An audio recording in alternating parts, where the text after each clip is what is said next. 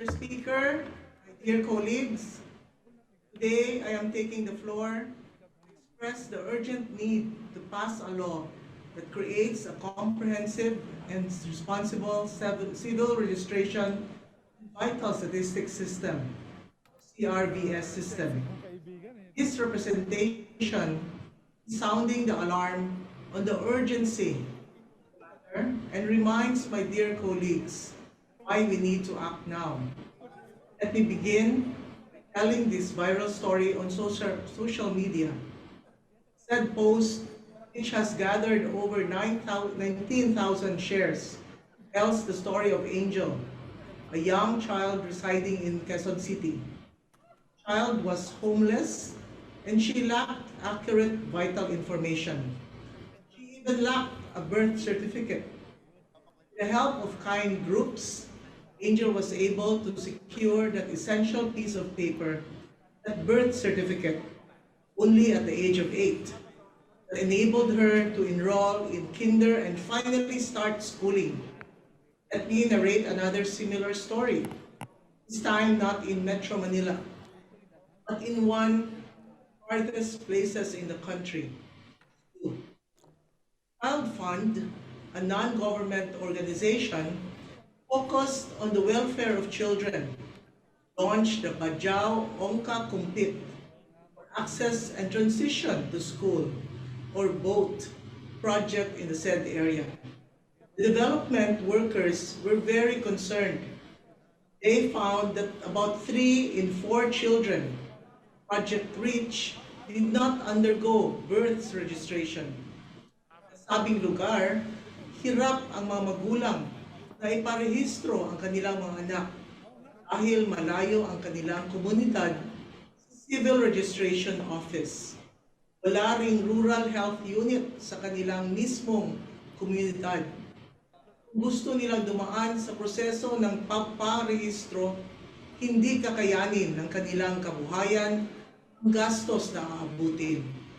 The BOAT project of Child Fund is able to help about 67% of the affected residents in the said community to complete late birth registration.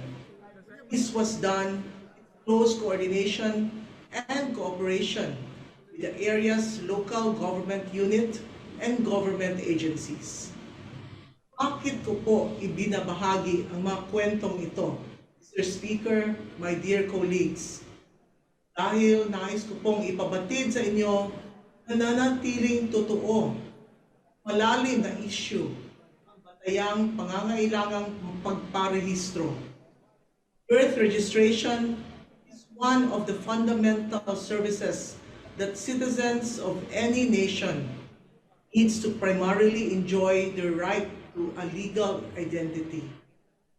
Without a legal identity, they are rendered invisible in the eyes of the government. Araw-araw pong trabaho ng lahat ng bahaging ito ng ating gobyerno, mula ehekutibo, legislatura, hanggang judikatura. Nusubok po nating pabutihin ang mga serbisyong ating inilalaan para sa ating mga kababayang, pero para sa mga walang birth certificate, hindi man lang sila kinikilala bilang kababayan. Ano pong silbi ang ating pagsasakripisyo ng oras, pondo at pagkukunot noo para pagbutihin ang ating serbisyo publiko?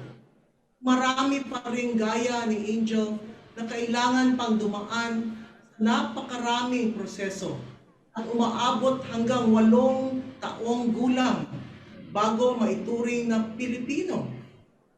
According to UNICEF, 135 million children under 5, Asia and the Pacific, are not registered. Same time, there are 7.5 million Filipinos unregistered. Almost half of that number being children under 14, belonging to vulnerable sectors of society, including indigenous and Muslim population groups. It is thus our sacred and foremost duty Mr. Speaker, my dear colleagues, to ensure that these millions gain a legal identity, despite the circumstances that make them unable to register. Papaalala ko lang po, sa totoo lang, matagal nang may doable solution. Maaari nating mais sa batas para matugunan ang usaping ito. His representation talks about legislating a comprehensive civil registration and vital statistics or CRVS system.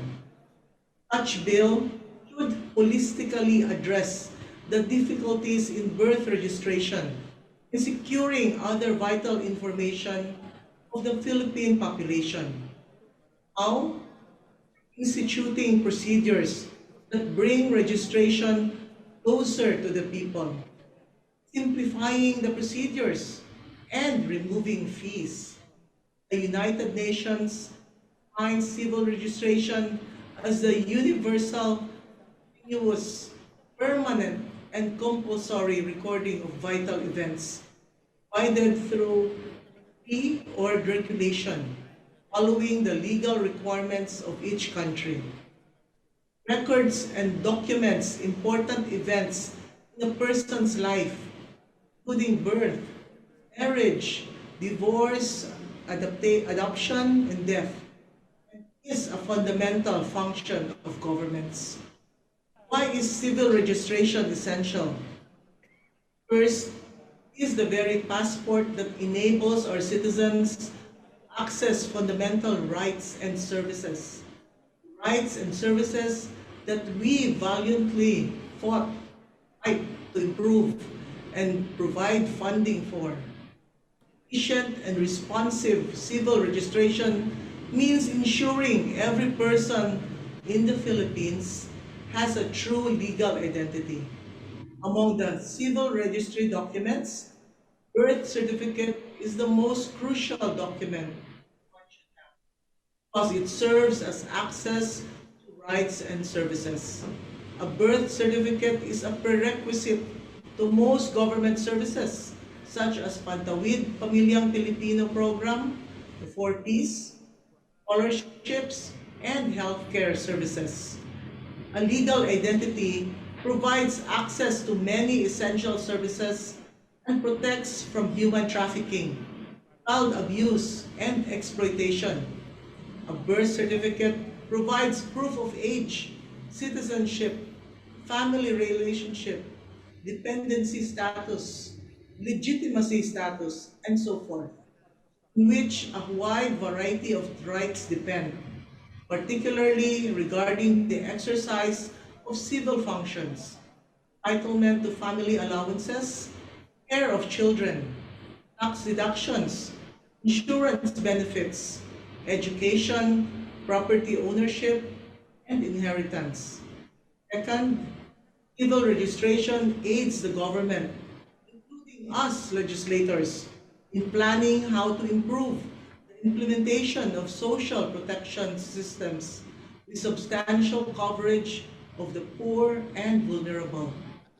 Accurate birth and death registry in the Philippine population can lead to effective, responsive, and evidence-informed program planning. Serves as the basis for forecasts on requirements for food, housing, medical facilities, education, and other population needs. Paano po natin magagawang epektibo ang ating mga plano, ang ating mga pagbabudget, ang ating paglikha ng mga programs kung hindi buo at tugma ang bilang ng ating gobyerno sa ating mga kababayan? Birth, marriage, and even death registration are essential, especially as we are still amidst a long-running pandemic where vital social services are needed the most. Birth, marriage, and death registration are essential. Legislating a comprehensive CRVS system is also in line with our international commitments. The Philippines is signatory to the 2014 Bangkok Ministerial Conference that aim to improve the civil registration and vital statistics system. Under this ministerial conference, governments in Asia and the Pacific shared a vision that by 2024, all people in Asia and the Pacific benefit from universal and responsive CRVS systems that facilitate realization of their rights and support good governance, health, and development. The improved CRVS system we envision also plays an essential role in achieving Sustainable Development Goals or SDGs. One of the SDG targets is that by 2030, every child will have a legal identity. Note that more than one-third of the SDG indicators require CRVS system data. This will help end poverty and hunger, improve health and education, achieve gender equality, reduce other inequalities. The completeness of birth registration can enhance the implementation of social services with substantial coverage, poor and vulnerable. We still have a long way to go to achieve this SDG target, and an enabling law will help start the process of attaining universal birth registration. Despite recent advancement in the realm of CRVS connected to the National ID campaign, there remains essential areas that need to be addressed.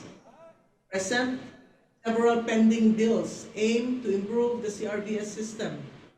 One of the pending bills' provision is to establish barangay civil registration systems, or BCRS, scheme to facilitate extensive civil registration at the barangay level, involving all barangay officials assisting the local civil registrars in civil registration work. The pending bills also incorporate methods to improve our current civil registration procedures to ensure no Filipino is left behind. In the past session, Mr. Speaker, my dear colleagues, comprehensive CRVS system bill was stuck in the legislative mill.